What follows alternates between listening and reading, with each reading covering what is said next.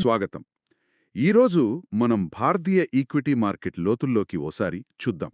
అంటే గత వారం మార్కెట్ ఎలా నడిచింది, దానికి కారణాలేంటి, రాబోయే వారంలో ఏం ఆశించవచ్చు, ముఖ్యంగా ఇన్వెస్టర్లు దేనిపై ఫోకస్ పెట్టాలి, వీటన్నిటి గురించి కొంచెం వివరంగా మాట్లాడుకుందాం. ఈ విశ్లేషణంతా కూడా లేటెస్ట్ రిపోర్ట్స్, మార్కెట్ ఎక్స్పర్ట్స్ చెప్పిన అంచనాల ఆధారంగానే. మన ముఖ్య ఉద్దేశం ఏంటంటే మార్కెట్ ప్రస్తుతం ఎలా ఉంది, ముందు ముందు ఎలా ఉండొచ్చు అని అర్థం చేసుకోవడం. ఇప్పుడు పరిస్థితి కొంచెం ఇంట్రెస్టింగ్గా ఉంది కదా. అవును. ఒకవైపు చూస్తే దేశీయంగా అంటే మన దగ్గర పాజిటివ్ న్యూస్ ఉంది. జీడిపి గ్రోత్ బాగుంది, కొన్ని వస్తువులపై జీఎస్టీ తగ్గించారు. ఇవన్నీ మంచి సంకేతాలే. కానీ అదే సమయంలో గ్లోబల్ మార్కెట్లో కొంచెం అనిశ్చితి ఉంది, అది కూడా కనిపిస్తోంది. నిజమే. మరి ఈ రెండిటి మధ్య మన మార్కెట్ ఎలా బ్యాలెన్స్ చేసుకుంటుంది, అదే మనం ఇప్పుడు విశ్లేషించాల్సింది. ఖచ్చితంగా. ప్రస్తుతం మార్కెట్ను నడిపిస్తున్నది ఇదే డైనామిక్ అని చెప్పాలి. ఈ చర్చలో మనం ముందుగా గతవారం మార్కెట్ నంబర్స్ చూద్దాం. సెన్సెక్స్, నిఫ్టీ ఎక్కడిదాకా వెళ్లాయి, ఏ సెక్టార్లు బాగా లాగించాయి, ఏవి కొంచెం వెనుకబడ్డాయి, ఇలాంటివి. వాటి వెనుక కారణాలు కూడా. సరే.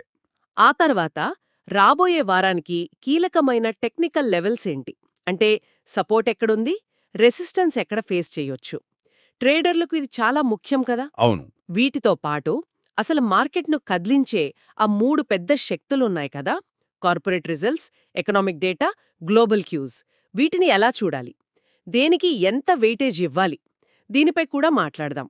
అంటే డిఫరెంట్ సోర్సెస్ నుంచి వచ్చిన పాయింట్స్ అన్ని కలిపి ఒక క్లియర్ పిక్చర్ ఇవ్వడానికి ట్రై చేద్దాం. చాలా బాగుంది. అయితే ముందు గత వారం మార్కెట్ ఎలా ముగిసిందో చూద్దాం. మొత్తానికి పాజిటివ్గానే క్లోజ్ అయింది కదా. అవునండి. గత వారం మన మార్కెట్లో మంచి లాభాలతోనే ముగిశాయి. సెన్సెక్స్ చూస్తే సుమారుగా 901 పాయింట్లు పెరిగింది. అంటే ఒక 1.12% లాభం. 80,710 లెవెల్ పైన క్లోజ్ అయింది. ఓ, 80,710 దాటిందా? అలాగే నిఫ్టీ 50 కూడా దాదాపు 314 పాయింట్లు లాభపడింది. అంటే 1.28%. ఇది 24,850 లెవెల్ పైన స్థిరపడింది. కొన్ని రిపోర్ట్స్లో 24,700 పైన అని ఉంది. చిన్న తేడాలుంటాయి గాని ఎనీవే 24,700 దాటిందన్నమాట. కీలకమైన లెవెల్ అది. అవును. అయితే బ్యాంక్ నిఫ్టీ పర్ఫార్మెన్స్ మాత్రం కొంచెం డల్గా ఉంది. జస్ట్ 0.07% నామమాత్రపు లాభంతో 54,114 దగ్గర ఆగింది. ఇది కొంచెం మనం గమనించాల్సిన విషయం. మరి ఈ పాజిటివిటీకి, ముఖ్యంగా ఈ మెయిన్ ఇండెక్స్లలో ఇంత ర్యాలీకి కారణమేమై ఉంటుంది? మన దేశీయంగా ఏం జరిగిందంటారు? ప్రధానంగా 2 డొమెస్టిక్ ఫ్యాక్టర్స్ ఇన్వెస్టర్ల సెంటిమెంట్ను బాగా బూస్ట్ చేశాయి. మొదటిది Q1 FY26 GDP growth rate. అది మనం అనుకున్న దానికంటే బెటర్గా 7.8% వచ్చింది. అవును, అది పెద్ద పాజిటివ్ కదా. చాలా పాజిటివ్. అంటే ప్రపంచమంతా గ్రోత్ స్లో అవుతుంటే మన ఎకానమీ స్ట్రాంగ్గా ఉంది అనే నమ్మకం వచ్చింది. దీన్నే డొమెస్టిక్ రెసిలియన్స్ అంటాం. రెండోది, గవర్నమెంట్ కొన్ని వస్తువులపై జీఎస్టీ రేట్లు తగ్గించడం, ముఖ్యంగా నమ్కీన్లు, క్యాన్సర్ మందులు, టూ వీలర్స్ లాంటివి. వీటిపై ట్యాక్స్ తగ్గితే కన్జంప్షన్ పెరుగుతుందని ఒక అంచనా. నిజమే. అది కూడా సంబంధిత సెక్టార్ షేర్లలో బయింగ్ను పెంచింది. వీటికి తోడు ఎఫ్ఐఐలు అంటే ఫారిన్ ఇన్వెస్టర్స్ గతవారం దాదాపు 12,500 కోట్ల నెట్ ఇన్వెస్ట్మెంట్ పెట్టారు. ఓ, అది కూడానా? అవును. మార్కెట్ మూడ్ను మార్చడంలో ఎఫ్ఐఐ ఫ్లోస్ ఎప్పుడూ కీరోల్ ప్లే చేస్తాయి. ఈసారి కూడా అదే జరిగింది. అది మార్కెట్కు అదనపు బలాన్నిచ్చింది. అంటే డొమెస్టిక్ స్టోరీ స్ట్రాంగ్గా ఉందన్నమాట. మరి సెక్టార్ల వారీగా చూస్తే ఎలా ఉంది? ఏవి బాగా షైన్ అయ్యాయి, ఏవి కొంచెం తగ్గాయి? అవునండి. సెక్టోరల్ పర్ఫార్మెన్స్లో క్లియర్ డిఫరెన్స్ కనిపించింది. మనం అనుకున్నట్టే ఆటోమొబైల్ సెక్టర్ +5.4%, ఇంకా మెటల్స్ సెక్టర్ +5.7% అద్భుతంగా పర్ఫామ్ చేశాయి. జీఎస్టీ తగ్గింపు అంచనాలు, ఫెస్టివల్ సీజన్ వస్తుండటం ఆటోకి ప్లస్ అయింది. గ్లోబల్ క్యూస్, చైనా నుంచి వస్తున్న కొన్ని పాజిటివ్ సిగ్నల్స్ మెటల్స్కి హెల్ప్ అయ్యాయి. Okay. Eicher motors, M&M, Maruti లాంటి ఆటో స్టాక్స్, టాటా స్టీల్ లాంటి మెటల్ స్టాక్స్ మంచి గెయిన్స్ చూపించాయి. వీటితో పాటు అదానీ పోర్ట్స్ +5.2%, బజాజ్ ఫైనాన్స్ +4.8%, రిలయన్స్ +3.1% లాంటి హెవీ వెయిట్స్ కూడా మార్కెట్ ర్యాలీకి బాగా సపోర్ట్ చేశాయి. మరి నెగటివ్ సైడ్? మరోవైపు చూస్తే ఐటీ, మరియు ఎఫ్ఎంసీజీ సెక్టర్లు మాత్రం కొంచెం ప్రెషర్లో ఉన్నాయి. దాదాపు 1% వరకు తగ్గాయి. గ్లోబల్ రెసెషన్ భయాలు, ముఖ్యంగా యుఎస్ మార్కెట్పై డిపెండెన్సీ ఐటీని దెబ్బతీస్తోంది. ఎఫ్ఎంసీజీలో ఏమో కొంచెం హై వాల్యుయేషన్స్ దగ్గర ప్రాఫిట్ బుకింగ్ జరిగి ఉండొచ్చు. ఇన్ఫోసిస్ -2.4%, టీసీఎస్ -1.8% లాంటి పెద్ద ఐటీ షేర్లు నష్టపోయాయి. ఇక టెక్నికల్స్ వైపు వస్తే చార్ట్లు ఏం చెబుతున్నాయి? ఈ ర్యాలీ ఇలాగే కంటిన్యూ అవుతుందా లేక ఇక్కడతో ఆగుతుందా? టెక్నికల్గా చూస్తే కొన్ని మిక్స్డ్ సిగ్నల్స్ ఉన్నాయండి. నిఫ్టీ డైలీ చార్ట్లో ఇన్వర్టెడ్ హ్యామర్ అనే ఒక క్యాండిల్ స్టిక్ ప్యాటర్న్ ఫామ్ అయింది. సాధారణంగా ఇదొక అప్ ట్రెండ్ తర్వాత వస్తే ఆ హై లెవెల్స్లో సెల్లింగ్ ప్రెషర్ పెరుగుతోందని, అంటే పైకి వెళ్ళడానికి మార్కెట్ కొంచెం స్ట్రగుల్ అవుతోందని ఒక సూచన. అంటే కొంచెం జాగ్రత్తగా ఉండాలా? అవును, అది కొంచెం కాషన్ సిగ్నల్. అయితే వొలటాలిటీని చూపే ఇండియా విఐఎక్స్ ఇండెక్స్ ఉంది కదా, అది కొంచెం తగ్గింది. 0.71% తగ్గి 10.85 దగ్గరుంది. విఐఎక్స్ తగ్గడం అంటే మార్కెట్లో ఫియర్ ఫ్యాక్టర్ కొంచెం తగ్గిందని అర్థం. అది పాజిటివ్. సరే. ఇంకో విషయం, మిడ్ క్యాప్, స్మాల్ క్యాప్ ఇండెక్స్లు బాగా పర్ఫార్మ్ చేశాయి, బెంచ్ మార్క్ల కన్నా బెటర్గా. ఇది మార్కెట్లో బ్రాడ్ బేస్డ్ పార్టిసిపేషన్ ఉందని చూపిస్తోంది. అది హెల్దీ మార్కెట్కు సైన్. కానీ మనమిప్పుడు కీలకమైన రెసిస్టెన్స్ లెవెల్స్కు దగ్గరగా ఉన్నాం. కాబట్టి మార్కెట్ కొంచెం కన్సాలిడేట్ అయ్యే అవకాశం ఉంది. కన్సాలిడేషన్ అంటే? కన్సాలిడేషన్ అంటే పెద్దగా పెరగకుండా, తగ్గకుండా ఒక రేంజ్లోనే మార్కెట్ కొంచెం సేపు ఉండటం. నిఫ్టీ 24,337, 24,267 లెవెల్స్ దగ్గర మంచి సపోర్ట్ తీసుకుంది. ఇది ఎందుకు ఇంపార్టెంట్ అంటే అది లాస్ట్ స్వింగ్లో మాత్రమే కాదు, 200 డేస్ ఈఎంఏ కూడా. లాంగ్ టర్మ్ ఇన్వెస్టర్లు, ఎనలిస్టులు ఈ 200 డేస్ ఈఎంఏని చాలా కీలకంగా చూస్తారు. దీనిపైన ఉంటే బులిష్, కిందకొస్తే బేరిష్ అని భావిస్తారు. ఓకే, గత వారం అనాలిసిస్ క్లియర్గా ఉంది. ఇప్పుడు అందరి దృష్టి రాబోయే వారం మీదే ఉంటుంది. అంటే సెప్టెంబర్ 9 నుంచి 13 వరకు. ఎక్స్పర్ట్స్ ఏమంటున్నారు? మార్కెట్ ఎలా స్టార్ట్ అవ్వచ్చు? రాబోయే వారానికి సంబంధించి చాలామంది యానలిస్టులు కొంచెం కాషస్ ఆప్టిమిజం చూపిస్తున్నారు. అంటే మార్కెట్ బహుశా కొంచెం పాజిటివ్గానే స్టార్ట్ అవ్వచ్చు, కానీ ఆ వెంటనే కొంచెం ప్రాఫిట్ బుకింగ్ లేదా కన్సాలిడేషన్ రావచ్చు. ఎక్కువగా రేంజ్ బౌండ్ ట్రేడింగ్ జరగొచ్చని అంచనా వేస్తున్నారు. రేంజ్ బౌండ్ అంటే ఆ పరిధిలోనే ఉంటుందంటారా? అవును, అంటే మార్కెట్ పైకి కిందకు కదులుతూ ఒక నిర్దిష్ట రేంజ్లోనే ఎక్కువ టైం స్పెండ్ చేయడం. దీనికి కారణమేంటంటే నెక్స్ట్ వీక్ కొన్ని కీలకమైన ఎకనామిక్ డేటా రిలీజెస్ ఉన్నాయి. వాటి రిజల్ట్స్ గ్లోబల్ క్యూస్ మార్కెట్ డైరెక్షన్ను క్లియర్గా డిఫైన్ చేస్తాయి. అప్పటిదాకా ఇన్వెస్టర్లు వెయిట్ అండ్ వాచ్ మోడ్లో ఉండొచ్చు. మరి ఆ టెక్నికల్ లెవెల్స్ గురించి కొంచెం వివరంగా చెప్పండి. ఇన్వెస్టర్లు, ముఖ్యంగా షార్ట్ టర్మ్ ట్రేడర్లు ఏ లెవెల్స్పై ఫోకస్ పెట్టాలి? తప్పకుండా కీ టెక్నికల్ లెవెల్స్ చూద్దాం. Nifty resistance. నిఫ్టీకి ఇమ్మీడియట్ ఇంకా స్ట్రాంగ్ రెసిస్టెన్స్ 24,950 నుంచి 25,000 జోన్లో ఉంది. ఇది సైకలాజికల్గా కూడా ఇంపార్టెంట్ లెవెల్. కొన్ని అనాలిసిస్లు 25,500ని కూడా నెక్స్ట్ ఇంపార్టెంట్ రెసిస్టెన్స్గా చెబుతున్నాయి. నిఫ్టీ గనక ఈ 25,000 లెవెల్ను కాన్ఫిడెంట్గా దాటి నిలబడితేనే మార్కెట్లో కొత్త జోష్ వచ్చి నెక్స్ట్ ర్యాలీకి ఛాన్స్ ఉంటుంది. Nifty support. ఒకవేళ కిందకొస్తే ఇమ్మీడియట్ సపోర్ట్ 24,700 లేదా 24,550, 24,500 లెవెల్స్ దగ్గర దొరకొచ్చు. ఇంకాస్త వీక్ అయితే మనం ఇందాక అనుకున్నట్టు 24,337, 24,267 ఏరియా చాలా కీలకమైన సపోర్ట్ జోన్. ఎందుకంటే అది స్వింగ్లో ఇంకా 200 డే ఈఎంఏ కూడా. అవును, అది బ్రేక్ అవ్వకూడదు. ఒకవేళ అది బ్రేక్ అయితే నెక్స్ట్ స్ట్రాంగ్ సపోర్ట్ 24,165 లేదా 24,000 లెవెల్స్ దగ్గర ఉంది. ఈ 24,267, 24,000 లెవెల్స్ కనుక నిలబడకపోతే అప్పుడు మార్కెట్లో కొంచెం డీప్ కరెక్షన్ చూడాల్సి రావచ్చు. బ్యాంక్ నిఫ్టీ లాస్ట్ వీక్ పెద్దగా పర్ఫామ్ చేయలేదు కాబట్టి దీని మూవ్మెంట్ కీలకం. ఇది బహుశా 53,800 నుంచి 54,500 రేంజ్లో ఉండొచ్చు. కింద 53,550 దగ్గర సపోర్ట్ ఉంది. పైకి వెళ్తే 55,000ని టెస్ట్ చేసే ఛాన్స్ ఉంది. నిఫ్టీ కొత్త హైస్కి వెళ్లాలంటే బ్యాంక్ నిఫ్టీ సపోర్ట్ చాలా అవసరం. ఇక్కడే అసలు ఛాలెంజ్ వస్తుంది. డొమెస్టిక్గా జీడీపీ, జీఎస్టీ లాంటి ప్లస్ పాయింట్స్ ఉన్నాయి. కానీ గ్లోబల్ టెన్షన్స్, టెక్నికల్ రెసిస్టెన్స్ కూడా ఉన్నాయి.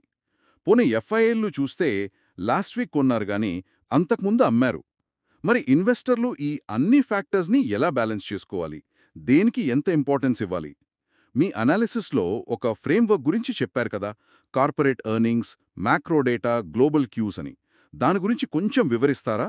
ఇది డెసిషన్స్ తీసుకోవడానికి హెల్ప్ అవుతుంది. అవును, ఇది చాలా ఇంపార్టెంట్ క్వశ్చన్. మార్కెట్ను అంచనా వేయడానికి ఈ 3 ఫ్యాక్టర్స్, ట్రైఫెక్టా అంటాం కదా, వాటిని అనలైజ్ చేయడం కీలకం. అయితే కరెంట్ సిచ్యువేషన్ను బట్టి మనం ఒక్కోదానికి ఇచ్చే వెయిటేజ్ అంటే ప్రాధాన్యత మారుతూ ఉంటుంది. ఒక ఎగ్జాంపుల్గా నెక్స్ట్ వీక్కి ఒక శాంపుల్ వెయిటేజ్ ఫ్రేమ్వర్క్ చూద్దాం. ఇవి జస్ట్ గైడ్లైన్స్ లాంటివి, ఎగ్జాక్ట్ పర్సెంటేజెస్ కావు. కార్పొరేట్ పర్ఫార్మెన్స్, ఎర్నింగ్స్ సుమారు 40% వెయిటేజ్. షార్ట్ టర్మ్లో స్టాక్ ప్రైజ్లను, సెక్టోరల్ మూవ్స్ను ఎక్కువగా ఇన్ఫ్లుయెన్స్ చేసేది ఇదే. ఇప్పుడు ఫుల్ రిజల్ట్ సీజన్ కాకపోయినా కంపెనీల నుంచి వచ్చే అనౌన్స్మెంట్స్, క్వార్టర్లీ అప్డేట్స్, మేనేజ్మెంట్ కామెంటరీను చాలా ముఖ్యం. ముఖ్యంగా బ్యాంక్స్, ఆటోస్, కన్జంప్షన్ సెక్టార్లు ఇప్పుడు ఫోకస్లో ఉన్నాయి. వీటి నుంచే వచ్చే న్యూస్ ఆయా స్టాక్స్లో మూవ్మెంట్స్ తీసుకురావచ్చు. మ్యాక్రో ఎకనామిక్ డేటా సుమారు 35% వెయిటేజ్.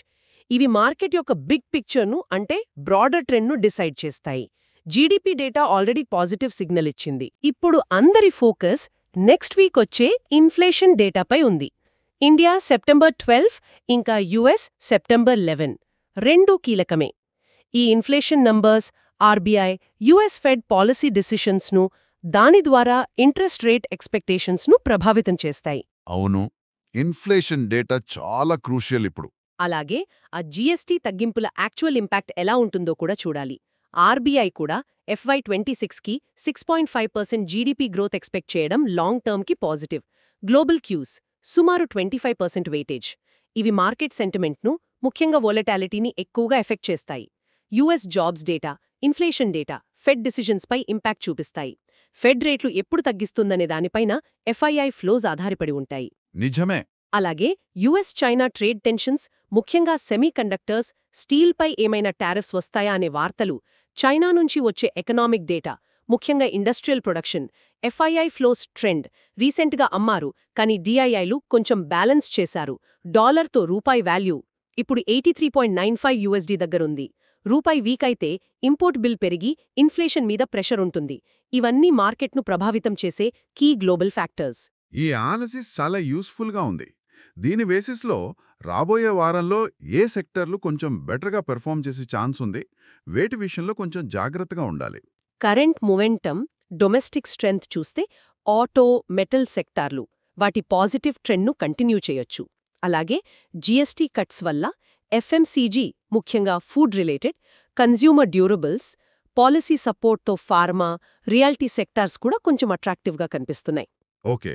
మరోవైపు గ్లోబల్ కన్సర్న్స్ వల్ల ఐటీ సెక్టార్ ఇంకా కొంచెం ప్రెషర్లోనే ఉండొచ్చు. ఆ సెక్టార్లో రికవరీకి ఇంకా క్లియర్ సైన్స్ లేవు. బ్యాంకింగ్ సెక్టార్ పర్ఫార్మెన్స్ చాలా కీలకం. ఇది స్టేబుల్గా ఉన్న ఇంట్రెస్ట్ రేట్ చేంజెస్కి చాలా సెన్సిటివ్గా ఉంటుంది.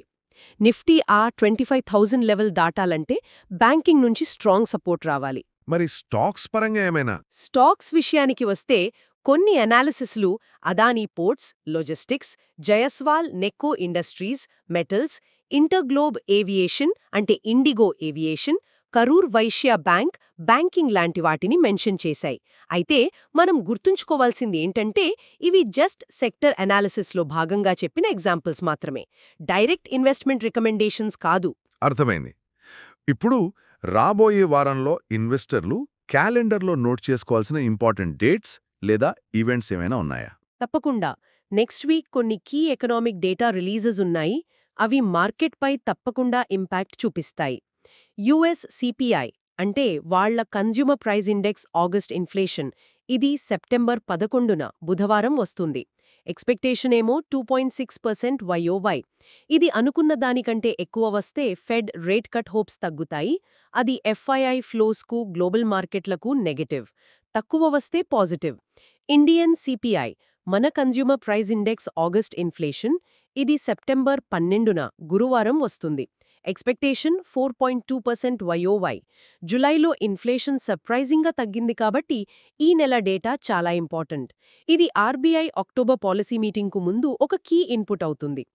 China industrial production August, September 15న ఆదివారం రిలీజ్ అయినా దీని ఎఫెక్ట్ సోమవారం మార్కెట్పై ఉండొచ్చు. ఇది ముఖ్యంగా మెటల్స్, ఎక్స్పోర్ట్ ఓరియంటెడ్ సెక్టోర్లకు ముఖ్యం.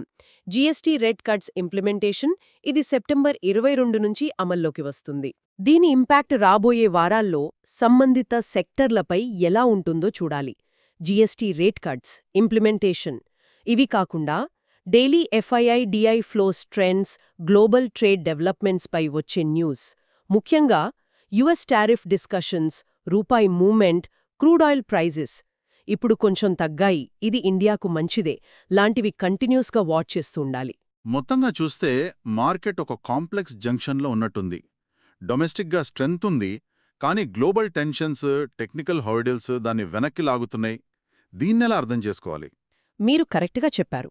ఇండియన్ మార్కెట్ ప్రస్తుతం డొమెస్టిక్ ఎకానమీ స్ట్రెంగ్త్ అంటే GDP growth, government reforms, consumption పెరుగుదల వీటి ఆధారంగా నిలబడటానికి ట్రై చేస్తోంది. కానీ అదే time global economic uncertainty, inflation, interest rates, trade worries, geopolitical tensions, ఇంకా key technical resistance levels market upward మొమెంటంను కంట్రోల్ చేస్తున్నాయి.